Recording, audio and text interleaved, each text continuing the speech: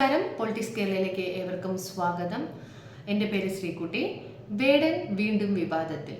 ആദ്യം ലഹരി കേസിലായിരുന്നു വിവാദത്തിൽ അകപ്പെട്ടത് എങ്കിൽ ഇപ്പോൾ പീഡന കേസിലാണ് വേടൻ വിവാദത്തിൽ അകപ്പെട്ടിരിക്കുന്നത്. യുവ ഡോക്ടർ പോലീസ് സ്റ്റേഷനിൽ നൽകിയ പരാതി പ്രകാരമാണ് വേടൻ പീഡന കേസിൽ കുടുങ്ങിയിരിക്കുന്നത്. യുവാക്കളെ ത്രസിപ്പിക്കുന്ന അടിമത്തത്തിൻ്റെ പാട്ടുപാടിയായിരുന്നു വേടൻ ജനമനസ്സുകളെ കീഴടക്കിയത്. എന്നാൽ ഇപ്പോൾ യുവതി നൽകിയ ഗുരുതര ആരോപണമാണ് വേടന് നേരെ ഉന്നയിക്കുന്നത്. വേടൻ പീഡിപ്പിച്ചതായും അവരുടെ നിന്ന് പണം തട്ടിയതായും യുവതി പറയപ്പെടുന്നു.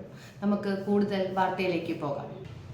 റാപ്പർ വേടൻ എന്ന ഹിരൺദാസ് മുരളിക്കെതിരായ ബലാത്സംഗ കേസിൽ യുവ ഡോക്ടർ നൽകിയിരിക്കുന്നത് വിശദമായ പരാതി.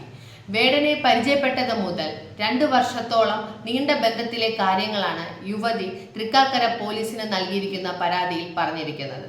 വിവിധ ആവശ്യങ്ങൾക്കായി 31,000 രൂപ വേടന് നൽകിയിട്ടുണ്ടെന്നും 8,500 രൂപയുടെ ട്രെയിൻ ടിക്കറ്റ് എടുത്തു നൽകിയിട്ടുണ്ടെന്നാണ് പരാതിയിൽ പറയുന്നത്. പ്രാഥമിക അന്വേഷണങ്ങൾക്ക് ശേഷം വേടനെ ചോദ്യം ചെയ്യാൻ വിളിപ്പിക്കും എന്നാണ് വിവരം.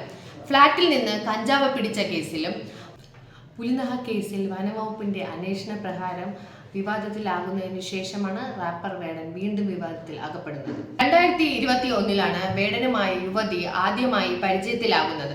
കോഴിക്കോട് പഠിച്ചുകൊണ്ടിരിക്കുന്ന സമയത്താണ് ഇത്. വേടന്റെ പാട്ടുകളും മറ്റും ഇഷ്ടമായതോടെ ഇൻസ്റ്റാഗ്രാമിൽ പരിചയപ്പെട്ടുവെന്നും തുടർന്ന് ഫോൺ നമ്പർ കൈമാറിയെന്നും പരാതിയിൽ പറയുന്നു. പിന്നീട് ഒരിക്കൽ വേടൻ കോഴിക്കോട് വന്ന് തന്നെ കാണുകയും താൻ വാടകയ്ക്ക് കൊടുത്തിരുന്ന ഫ്ളാറ്റിൽ താമസിക്കുകയും ചെയ്തു.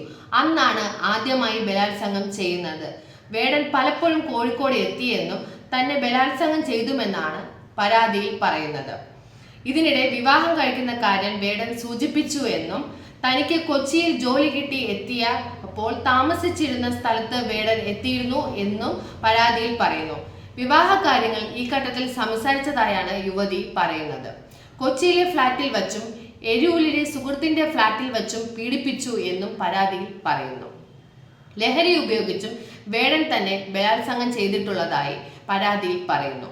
2023 ആയപ്പോഴേക്കും വേടൻ താനുമായി അകലാൻ തുടങ്ങിയെന്നാണ് യുവതി പറയുന്നത്.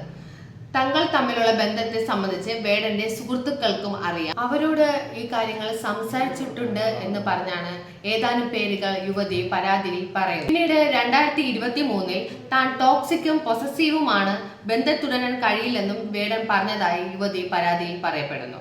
വേടൻ ഇത്തരത്തിൽ പെരുമാറിയതോടെ മാനസികമായി തകർന്നുപോയെന്നും വിഷാദ രോഗം പിടിപെട്ടു ചികിത്സ തേടേണ്ടി വന്നു എന്നും യുവതി പരാതിയിൽ പറയുന്നു. ഈ സാഹചര്യത്തിലാണ് യുവതി പരാതി നൽകാൻ വൈകിയതെന്നും പോലീസിനോട് യുവതി പറഞ്ഞു. കൊച്ചിയിൽ യുവതി താമസിച്ചിരുന്ന ഫ്ളാറ്റ് തൃക്കാക്കര സ്റ്റേഷൻ പരിധിയിൽ വരുന്നതിനാലാണ് തൃക്കാക്കര പോലീസ് സ്റ്റേഷനിൽ യുവതി കംപ്ലൈന്റുമായി എത്തിയത്. എല്ലാ സാമ്പത്തിക ഇടപാടുകളുടെ രേഖകളും ഇന്നലെ വൈകിട്ടോടെ യുവതി പോലീസിന് കൈമാറി. IPC 370 പ്രകാരമുള്ള വകുപ്പുകളിലാണ് കേസ് രജിസ്റ്റർ ചെയ്തിരിക്കുന്നത്.